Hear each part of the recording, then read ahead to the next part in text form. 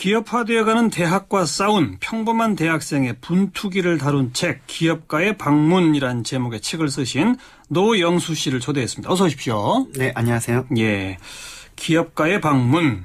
어느 기업가가 어느 대학을 방문한 거예요? 네. 기업가의 방문이라는 제목에는 중의적인 의미가 있습니다.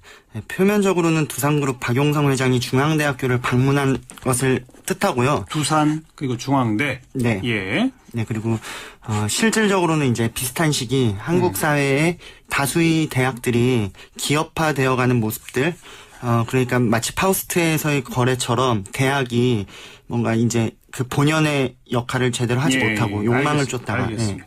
두산그룹 중앙대 학생이죠, 그러니까. 네, 그렇습니다. 그러면 11년간의 대학 생활을 지난 2학기에 수료했다 그러니까 2003학번이에요? 네. 2003년 무슨 과? 도고동문학과입니다. 도고동문학과로 2003년 입학. 네.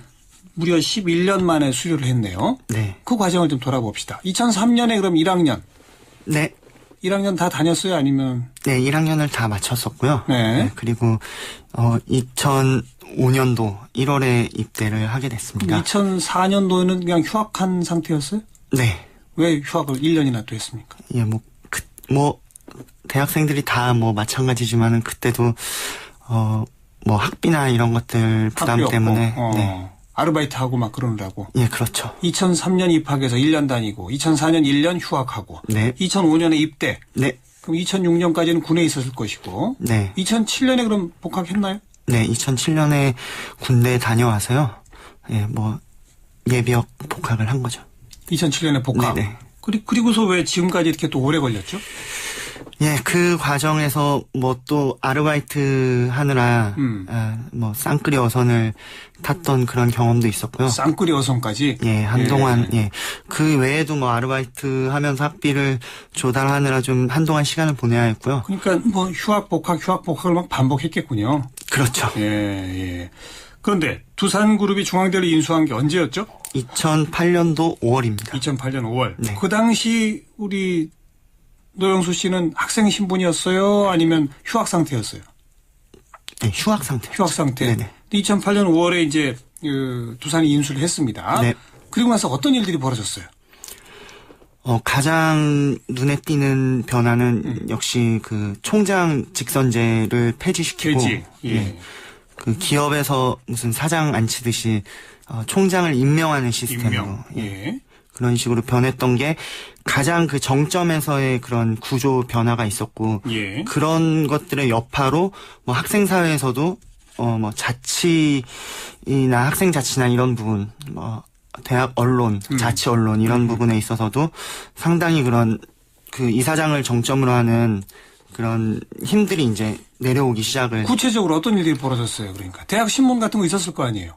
예, 특히 이제 대학 교지 같은 경우에서 좀 말썽이 크게 일었는데요. 예. 예, 교지에 이제 재단을 비판하고 했던 그런 내용들이 문제가 돼서 전에 없이 전량 교지가 회수가 되고 폐기 처분이 되었죠. 전량 교지를 회수해서 폐기한다. 네. 노영수 씨는 혹시 교지 만드는 학생신문 기자나 이런 거 한 적이 있어요? 아니요. 그런 건 아니고. 예. 학생의 활동은? 직접 한 적은 그것도 없습니다. 아니고. 네. 그리고요. 또 어떤 일이 있었습니까? 총장 임명제, 그리고 이제 학생 자치 활동에 대한 또 위축, 그리고 또요. 네, 제도적으로는 교수 사회에 이제 징벌적인 그 연봉 이제 교수 평가제가 도입이 됐고요. 예. 결국엔 그 이후에는 좀 페널티 같은 것들이 조금 더 해마다 조금씩 변하면서 더 노골화되었죠. 그래서 연구년을 회수한다던가 특정한 상황에서는 교수 연구실을 회수하는, 방을 빼앗는 이런, 저희가 봤을 때는 좀 아주 뭔가 교수 개인에게 인간적인 모멸감을 주는 경쟁 시스템. 학생 사회에서도 D학점을 5% 이상의 학생들에게 무조건 의무적으로 부과해야 하는 역시 D학점 5% 이상. 예, 징벌적인 평가 시스템이 도입이 됐죠. 네, 교수도 평가를 엄격히 더 하고, 그리고 교수는 마음대로 해직을 못 시키니까, 그러니까 징벌을 한다든지 연구년을 뺏는다든지 연구실까지 뺏는다든지 또 학과 통폐합은 어떻게 추진을 했죠? 모두 몇 개 대학 학과가 몇 개 학과로 어떻게 됐어요?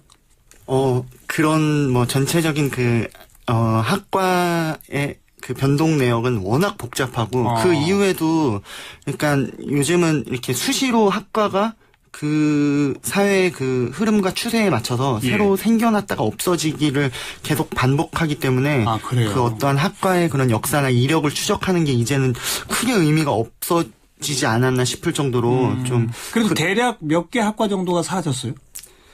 그때 당시에 주로 제가 이제 기억하는 것은 주로 이제 인문계열 과 복지계열의 학과들이 흡수 통폐합되면서 단위가 정원이 대폭 줄고 네. 교수들도 정원이 줄고요. 예. 네. 그리고 일부 인문계열의 학과들은 뭐 그 이후에도 상시적인 구조조정으로 인해서 통폐합이 계속 진행이 됐고요. 도고동문과는 어떻게 됐습니까? 네, 저희 과 같은 경우에는 학부제로 묶여가지고 유럽 어문 학부로 묶여서 이제 통폐합이 됐고요. 유럽 어문 학부. 네. 그럼 여기에 뭐가 합해 있는 거예요? 도고동문과, 뭐 불어불문과 이런 것들이 다 함께 들어가는 겁니까? 네. 노문과까지. 이제 기존에 있던 정원에 비해서 인원이 이제 확 줄어들고 그런 인원들이 무슨 경제 계열의 인원으로 이제 증원되고 그렇죠. 그런 식으로 재편이 되었습니다. 그럼 그 해당 학과의 교수들도 그럼 대폭 줄었습니까? 해당 학과의 교수들이나 뭐 전반적인 그런 뭐 행정 지원 이런 인력들도 대폭 줄었고요. 예. 아무래도 당연히 그 등치를 줄인 것은 그에 이제 딸려가는 교수진이나 이런 인원에도 변화를 주었죠. 예. 그래서 노영수 씨는 언제부터 이런 어떤 이 기업형 대학 운영에 저항해서 일종의 투쟁을 하기 시작한 겁니까? 언제? 뭘 계기로? 그때는 이제 2009년도 때 진중권 교수가 2009년도 2학기 때 이제 재임용해서 탈락하는 과정이 이제 석연치 않았고 그런 부분들에 있어서 어쨌든 진중권 교수가 중앙대학의 개건 교수로 있었었죠? 네, 아마도. 그런데 재임용에서 탈락했다. 네. 예. 어쨌든 뭐 학생 사회에서 그렇게 크게 목소리를 내면서 뭐 형식과 이런 것들이 교수 임용에 관한 그런 것들이 어떻게 될지는 모르지만 학생들이 이렇게 원하는데 또 불구하고 어쨌든 평소에 그런 사회 비판적인 목소리와 사회 참여적인 활동을 많이 해왔다라는 그런 저희들이 봤을 때는 다분히 그런 이유로 이제 더 이상 강의를 할 수 없게 된다라는 그런 현실을 뭐 쉽게 받아들일 수가 없었고요. 그때 좀 떠들썩했었죠, 사실. 네네. 2009년에. 예, 그래서요. 그리고 또 아무래도 무엇보다 저희 그 과의 교수님이시기도 했기 때문에 조금 그때는 현실적으로 좀 저희들의 일이기도 했던 거죠. 저희가 직접 당사자로서 그렇게 겪어야만 했던 상황이었고 아마도 그때 제가 그런 동문과가 아니었으면은 뭐 지금 이 자리에도 이렇게 나오지. 알겠습니다. 진중권 교수가 독일에서 유학하고 그 도고동문과에서 강의를 했었군요. 네네. 그러다가 이제 재임용에서 탈락하니까 구체적으로 어떤 행동에 나서신 거예요? 네, 뭐 총장실을 항의 방문을 했고요. 네. 그 이후에도 그 관계 당국과 면담을 하고 저희는 이제 학생총회를 하고 하는 과정에서 뭐 이제 총장실을 뭐 무단 침입했다라는 이유로 저희가 그때 저는 이제 개인적으로는 그때 처음 징계위원회라는 곳에 이제 회부가 돼가지고 소환 당하게 되고요. 그런 우여곡절의 과정 끝에 그때 당시에는 이제 어쨌든 뭐 학생들보다는 진중권 교수를 이렇게 임용해서 배제시키는 것이 주된 그 의도였기 때문에 저희는 어쨌든 그 뒤에 이제 잘 학교와 협의를 봐가지고 징계위원회는 회부됐으나 징계는 받지 않았고. 근데 그 후에 또 뭘 어떻게 했길래 전과 사범이 되고 2,500만 원 손해배상 청구 대상까지 됐습니까? 네, 그 이제 이듬해 2010년도의 일인데요. 그때는 이제 저희가 이제 학과에서 이제 교수들이 커리큘럼이 바뀌고 교수가 어떻게 보면 이제 정리해고를 당한 건데요. 그 이듬해는 이제 노골적으로 저희 그 도고동문과 뿐만 아니라 중앙대 문과대의 여러 이제 학교에서 말하는 취업률이 떨어지고 그렇게 떨어지는 학과들로 평가되는 단위들이 이제 흡수 통폐합을 되는 첫 번째 두산이 중앙대에 들어와서 첫 번째 겪게 되는 대규모 구조조정 과정이 있었고요. 그게 2010년이군요. 네, 2010년도 3월 경이었고요. 예. 그때 이제 역시 뭐 그때도 여러 가지 시위를 했었고요. 그거에 대해서 이제 반대의 목소리를 내다가 마침 또 학교에서 그 이사회, 그러니까는 학교 안에서 그 의사 결정 그 체계로 따지자면은 가장 높은 이사회, 예. 기구에서 마지막으로 구조조정을 통과시키는 날이 4월 8일이었는데요. 예. 그때 또 이제 마침 그동안 이제 눈에 가시처럼 보였던 여러 총학생회장을 필두로 해서 당시 여러 학생들이 징계위원회에 다시 회부되기에 이릅니다. 예, 노영수 씨도 그럼 회부됐고. 네네. 예, 그래서요. 그때 당시에 뭐 여러모로 학교에서는 그 전에 아까 말씀드린 그 해 그러니까 겨울에 그 교지 문제나 이런 것들이 벌어졌었고요. 벌어졌고, 예. 그러니까 여러모로 학생 사회에 자연스럽게 분출되는 뭔가 이견들과 다양한 목소리들을 이제 억누르기 위해서 여러 가지 그런 과정들이 있었고요. 예. 그러니까 저희들도 그 구조조정 과정에서 뭐 여러 가지 그런 의사를 표현할 수 있는 언로들이 다 차단이 되고, 예. 뭐 대자보 한 장 걸기도 어려운. 어렵고. 네, 학교에서는 사실상 그 과정에서 그 표현물에 관련해가지고 사전 검열 허가를 예. 명시하는 그런 구시대의 학칙을 다시 들먹이면서 저희가 그동안 위반했던 그런 내용들을 이유로 그런 예. 것들을 명분으로 해서 저희를 이제 징계위원회에 회부했는데 예. 그날이 이제 마침 또 이사회 당일날이었어요. 예, 예. 그래서 이사회가 4월 8일 오전이었고 예. 징계위원회 이제 그때가 4월 8일 오후였는데요. 예.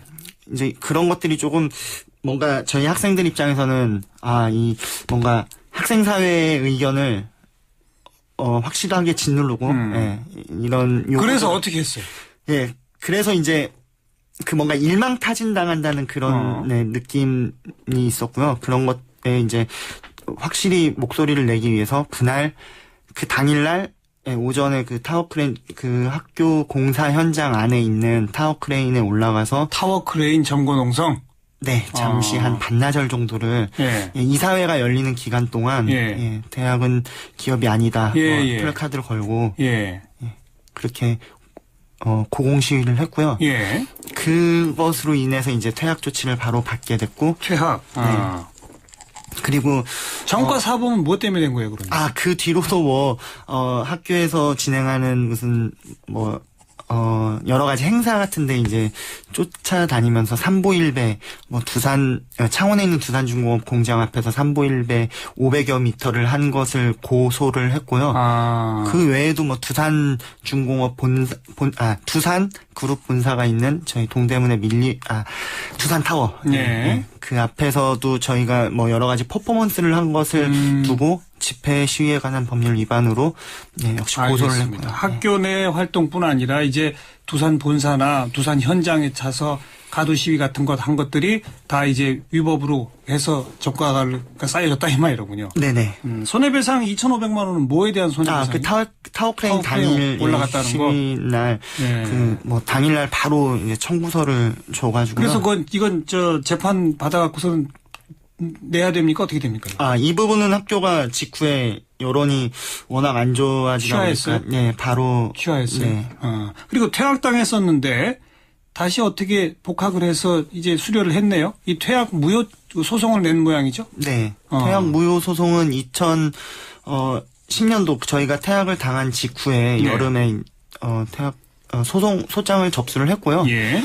조금 지난한 과정이 있었고 2011년도 1월 경에 저희가 이제 법원에서 퇴학은 무효다라는 판결을 얻었는데 예. 직후에 다시 한번 징계 조치에 들어가게 됐습니다. 어떤 징계를 받았어요? 그래서 다시 뭐 정확히 기억도 안 나는데요. 뭐 몇 개월의 정학 처분. 결국 그래서 이제 바로 1학기에 복학하지 못하게끔 그렇게 조치를 당했고요. 그래서 2011년 2학기 가서야 이제 다시 복학을 한 거네요. 네네. 그 후로 지금까지, 그러니까 지난해 연말까지는 별일 없었습니까? 별일이 많았지만 이제 저 같은 경우에는 워낙 많은 일들에 좀 얽혀 있으면서 많이 지치고 한 번 또 큰 일을 겪고 나다 보니까 그 눈앞에도 뭐 여러 가지 일들이 있었죠.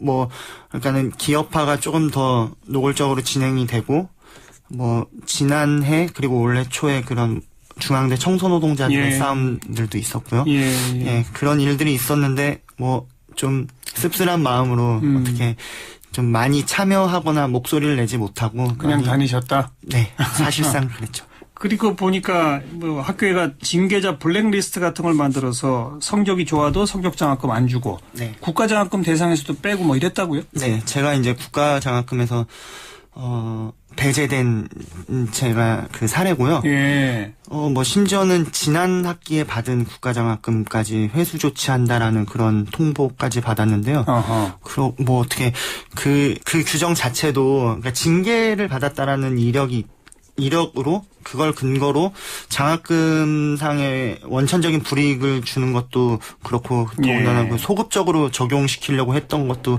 참 어이가 없는 일이었죠. 근데 뭐 이제 중앙대 청소 노동자분들께서 특별 장학금을 주기도 했다고요? 네, 그거는 이제 최근에 그 성적 장학금을 받은 후배인데요. 예전에 아까 말씀드렸던 타워 크레인 시위가 있던 날 같이 다른 곳에서 시위를 했던 후배인데 그 친구는 이제 4년이 지난 예. 일이죠. 예.